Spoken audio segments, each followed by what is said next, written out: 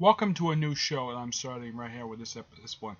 This is called this is my super this is the Super Sentai reviews. This is the first episode. Now with this show, it's that basically when I have finished watching a particular Sentai, I've watched 70 Sentai already.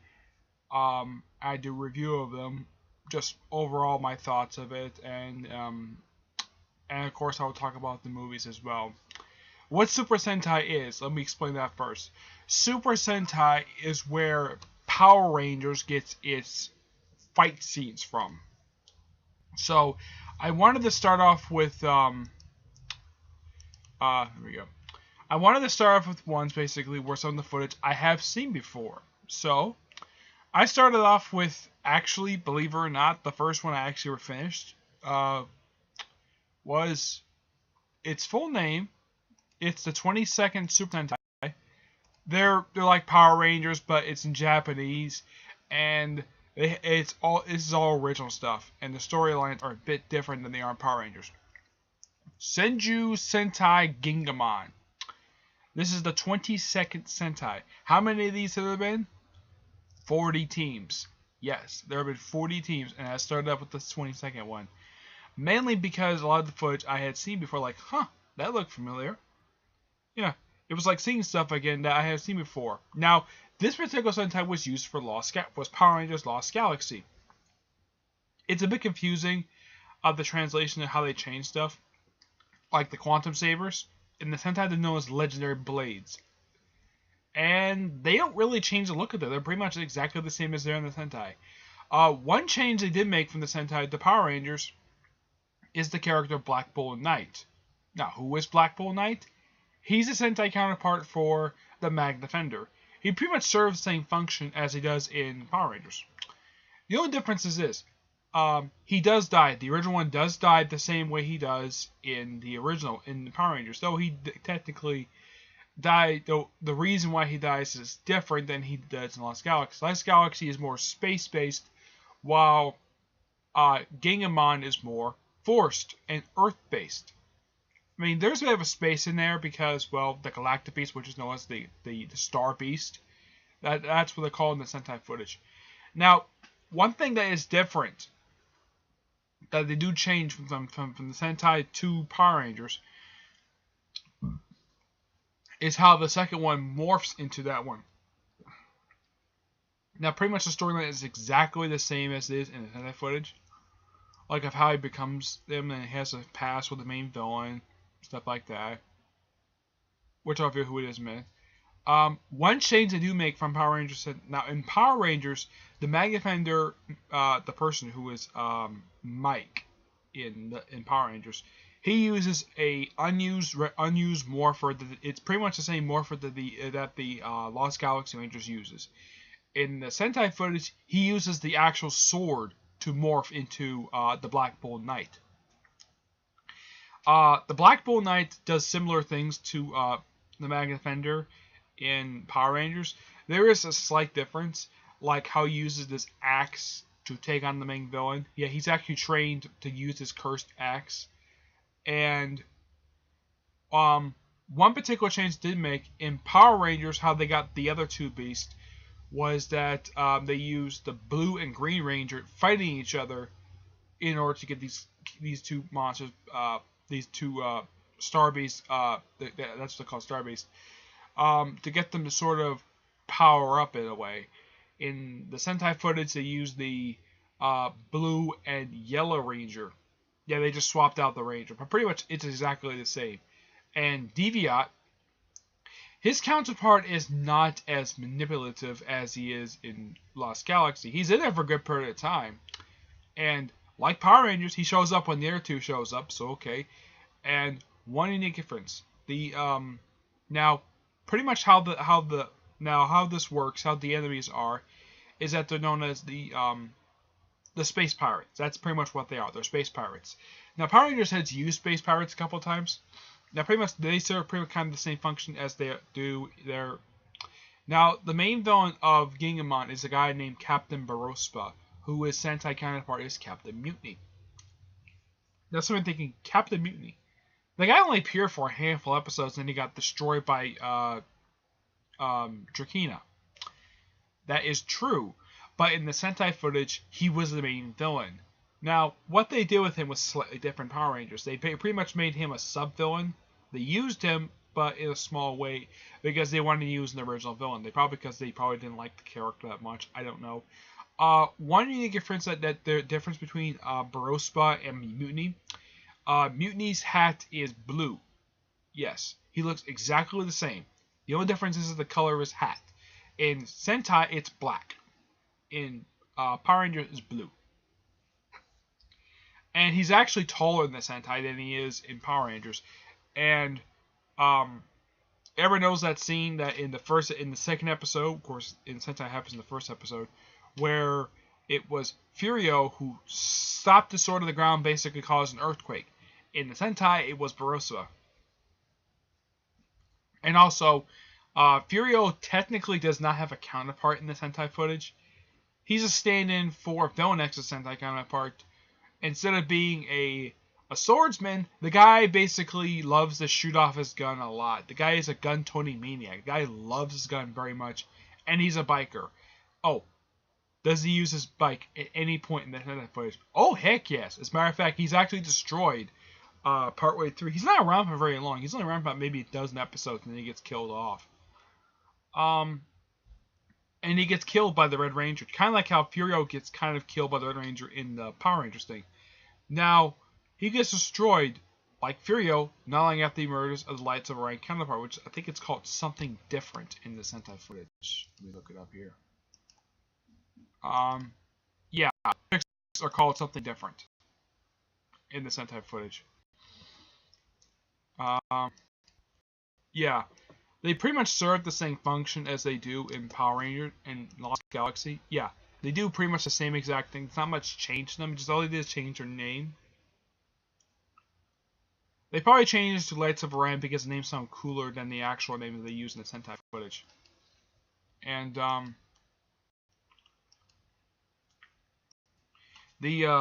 also one big, if you want to know why the Lost Galaxy Rangers half the time would just bend their back and just run forward. Yeah, the reason why it was like that was because that's how the Gingaman did it. That's the only reason why. And kind of like how they dug at the ground or something like that. Sentai footage did that. Actually, I think it might have been something else. That dig at the ground thing. That was Wild Force. I'll get to Wild Force's counterpart in a minute. But like Lost Galaxy, it has one Megazord the whole time. And its name is, let's see if I can bring up the arsenal. Let's see here. There we go. Yeah, they're called the Star Beast. Now, the combination of the regular one, that's called Ginga-O. Ginga-O. That is what the thing is called. It pretty much serves the same function as it does in Lost Galaxy. It just serves as the regular Megazord. And yeah, it's pretty much the same thing. Bull Taurus, Taurazord. Yeah, that's a big difference. One big difference between the Red Ranger in Lost Galaxy and Gingaman is that the Red Ranger shoots fire out of his hands. I am not kidding about this. Another really big change is that in Gingaman, the Blue Ranger is a bulky guy, while the Blue Ranger is very skinny. Yeah. Oh yeah, and another thing, he has a love interest in the Sentai footage. The blue Gingaman does. The Blue Ranger, the Blue Lost Galaxy Ranger, does not have a love interest at all. Not that I can think of, no, mainly because I think the actor was played by he was Asian anyways, but all the actors are Asian, they're Japanese.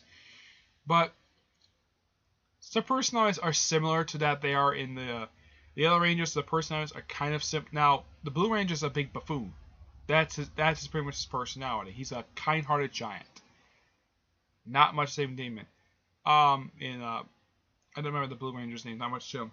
Now, there's more to the Gingaman than there is in Lost Galaxy. They get a lot more character development there. Plus, there's a lot more episodes than it is in. Let's see here. Now, the Morphers, they're called the Ginga Brace, and they pretty much serve the same function. Let's see. The Quantum Daggers, They are called in the Sentai footage the Star Beast Sword. They're little mini swords. Instead of having the Galactic Riders that they do in the show, they have racehorses. I'm not kidding about that. Let's see. They also have bazookas, which are called Gingabots. Let's see here. Okay. Now, the Lights of Orion are called the Lights of Ginga. That's what they're called. They pretty much serve the same function as the Lights of Orion. They have to have all 5 Rangers there and stuff like that. Yeah. Now, for the villains, here's something a bit unusual. His name is Zehab, not Mutiny. My mistake. Let's see here. There is the character Sheila. I think that's how you pronounce her name. Now, her counterpart is Drakina in Power Rangers. But here's something unique about her Sentai counterpart. Apparently, Fox had a problem with this character because she showed a lot of skin. Now, I looked at this, I'm like, what's wrong with the way she looks? That is the reason why Drakina looks the way she does, and why she looks more covered up than she actually is. Because Fox didn't like the way the character looked. Let's see here. Villain X's mentor, his associate he worked with in Power Rangers. Yeah, he's actually the main villain's mentor. His name is Bucrates. Yeah.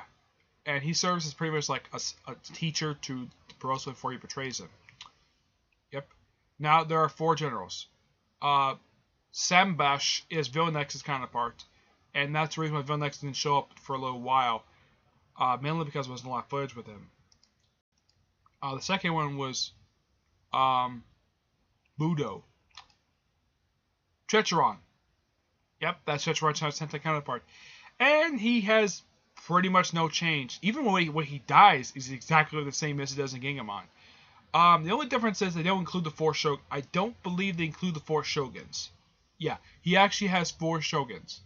And here's something unique about these. Before I reveal, I'm gonna reveal the 4 generals. I'll reveal the how this thing now is Illness. Her counterpart is Hexaba, I think her name is. Yeah. In Power Rangers, she only appeared for about 3 episodes, while in the Sentai footage, she appeared for a lot of episodes. Yeah, a lot. And the last one is Batabos, who is the big, spiky guy who appeared briefly during the Lost Galaxy arc of Lost Galaxy. Yep. Yeah. Now, unique thing about these 4 people, they have their own like cores of basically how their cores, they're monsters.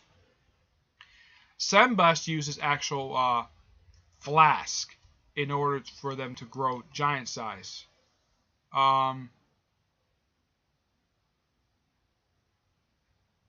and the monsters are called Manjin. Yeah, that's what they're called. Baduo, they use kind of like leather pouches to make them grow giant size. And that's usually like potion bottles. And actually, wait, I think it's like maybe a big barrel. I'm not sure exactly how it is, but oh, and those little strange little pirates that show up for a few episodes. Yeah, they're actually making grunts the whole season. They're called the Yotots. Okay. Now, here's I have it up here basically. Now, they use a Baroba X liquor bottle for the way they go giant size. The one for Checheron's counterpart, they use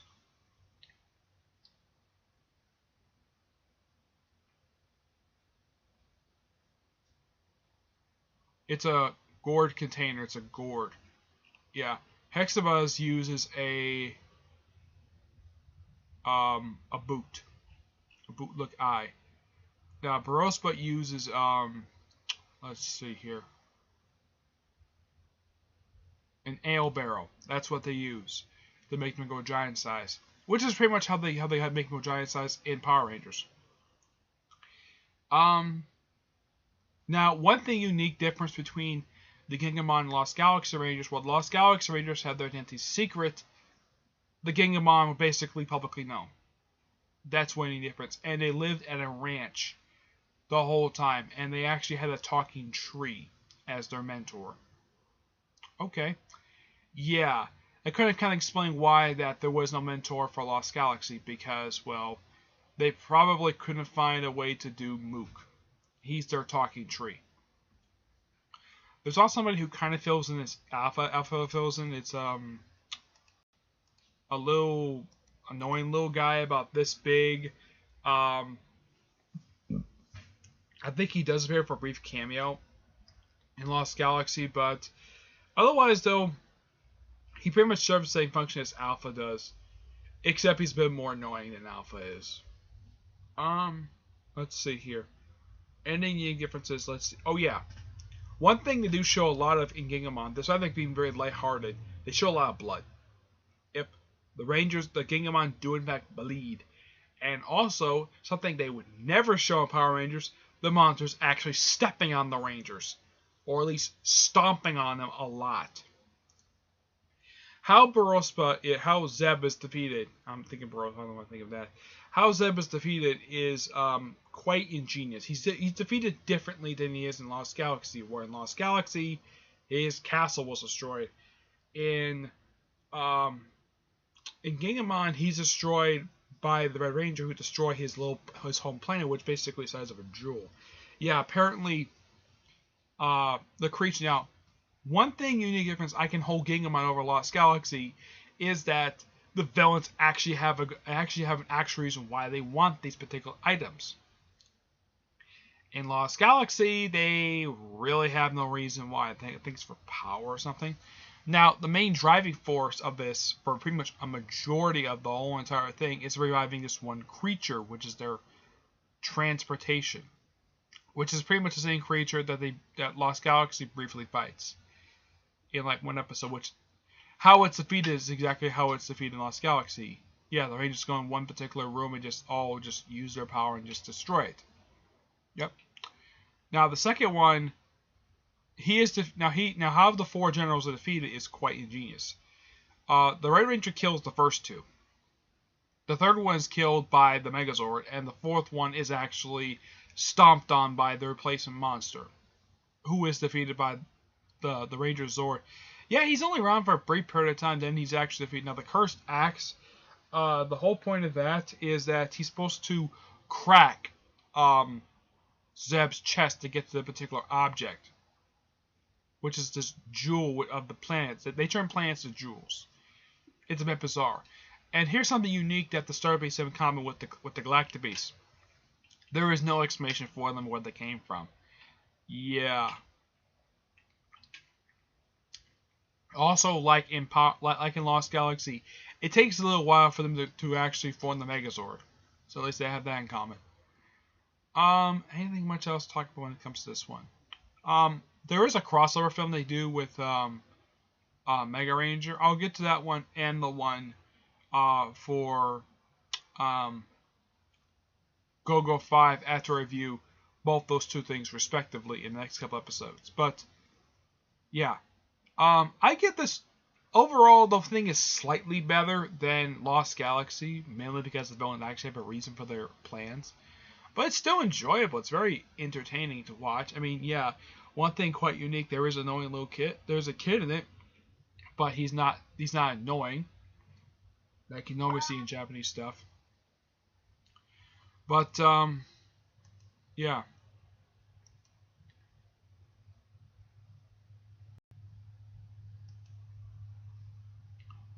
Anyways, I give this one an 8.5 out of 10. It's pretty enjoyable to watch.